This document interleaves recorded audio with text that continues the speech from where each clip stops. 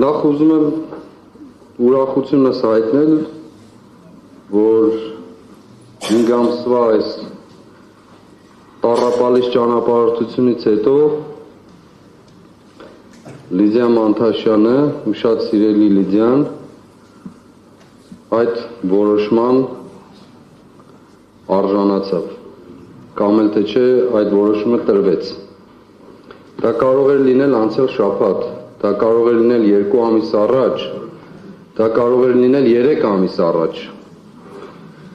Եվ ստիպված չլինեինք այս դատարանում ասելու, որ 3-4 ամիս առաջ, որ ինչպես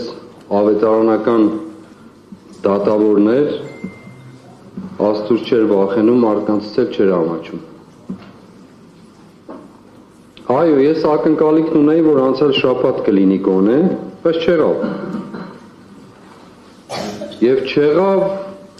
որին որևէ արդարացում չկար։ Դուք այսօր փաստեցիք, որ ոչ թե արդարադատությունն ու արդարությունն է գործում, այլ գործում է նպատակահարմարությունը։ Եվ սա ցցուն արտահայտությունն է, իմ խոսքերը ոչ վիրավորական են, ոչ էլ նույնիսկ քննադատական, ես ուղղակի արձանագրում եմ իրավիճակը։ Շատ կուզեի այստեղ լիներ մյուս մեղադրողը, այն խստությամբ խոսող, որ նույնիսկ անցյալ շաբաթ տեսակցությունները բացելու մասին խոսակցությունը փակվեց։ Դա ինչի մասին է խոսում։ Խոսում է, որ այս ամբողջ դատական գործընթացը այլ բանի մասին է, արդարադատության մասին չի, որքան էլ փորձեն ներկայացնել որպես արդարադատություն։ Կգա ապացույցների ժամանակը, եւ ես ավելի խորությամբ կասեմ դրա մասին, այն բոլոր փաստացի գրանցումները, որոնք պատճառ են դարձել այսքան մարդու կյանքի տառապանքին։ Ես ասել եմ, ելի եմ ասելու, նորից եմ կրկնելու։ Մեզանից որևէ մեկի համար, ընդհուպ ինձ համար, մենք այստեղ եւ ընդհանրապես այս հանրապետության մեջ ոչ թե քաղկալանավորներ են կամ կալանավորներ, այլ գերիներ են եւ պատանդներ։ Լիդիան շղթայված Հայաստանի, բայց հաղթանակող Հայաստանի խորհրդանիշն է։ Դուք այսօր այդ շղթայից փորձեցիք մի փոքրիկ օղակ հանել եւ բայց մեր մեծ խնդիրը մնում է չլուծված։ Հետևաբար ես վերստին եմ ուզում արձանագրել, որ այնինչ հիմա տեղի ունեցավ, դա ուղղակի ինձ համար անընդունելի էր։ Անընդունելի էր այն իմաստով, որ ոչ թե որ Լիդիան այսօր վարչական կալանքի տակ է գնում, ընդհանրապես պետք է ազատվեր, ընդհանրապես պետք է արդարանա եւ ոչ միայն Լիդիան։ Այստեղ է Մովսես Շարվացյան օրինակ, 3 անչափահաս երեխաների հայրը։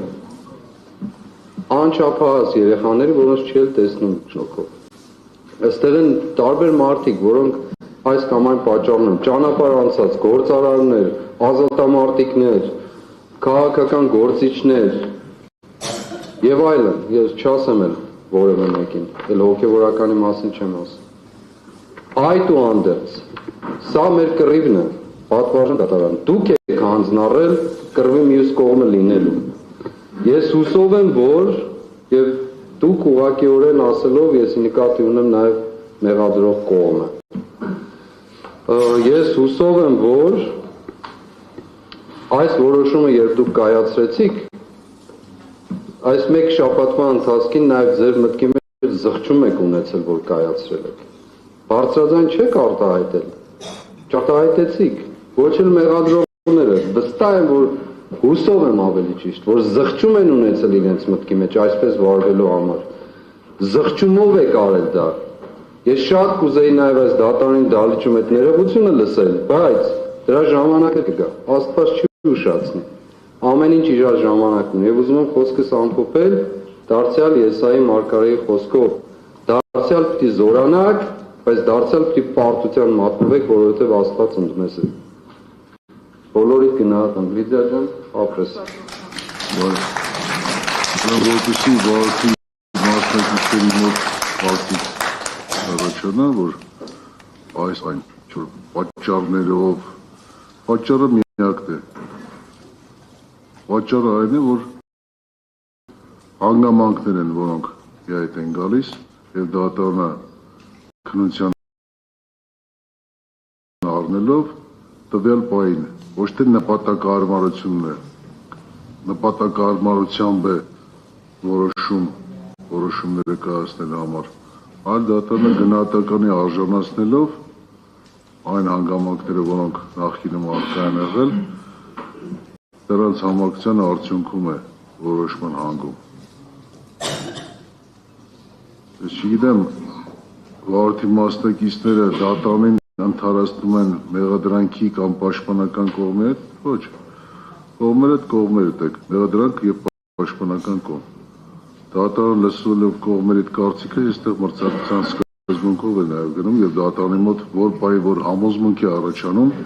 այդ պահին դատարանը այդ կապակցությամբ իր դիրքորոշումը հայտնում է։ Սա գիտություն բոլորիդ։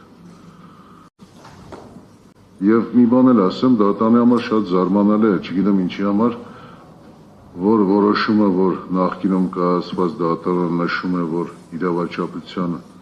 պայմանները պահպանվում են, ձեր մոտ դժգոհություն է առաջացնում, որ որոշմամբ, որ դատարանը արձանագրում է, որ իրավաչափության պայմանները փոփոխվել են, այդ են եկել նոր հանգամանքներ, որոնց առկայության պայմաններում դատարանը ամբողջական որոշում է կայացնում,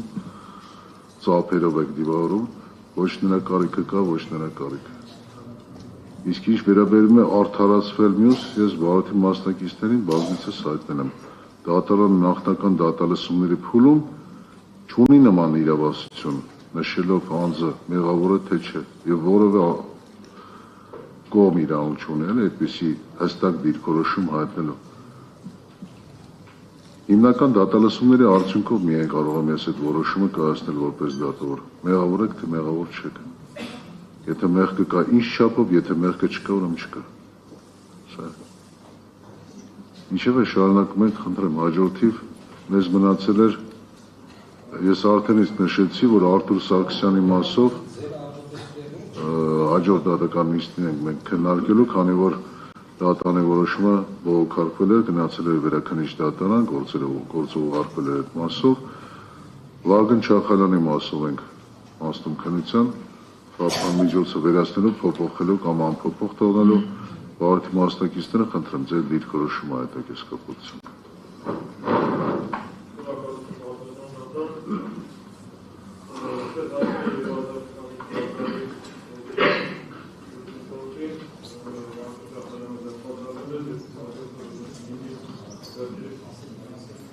Հուլիսի 4-ին Վահագն Չախալյանը ձերբակալվել էր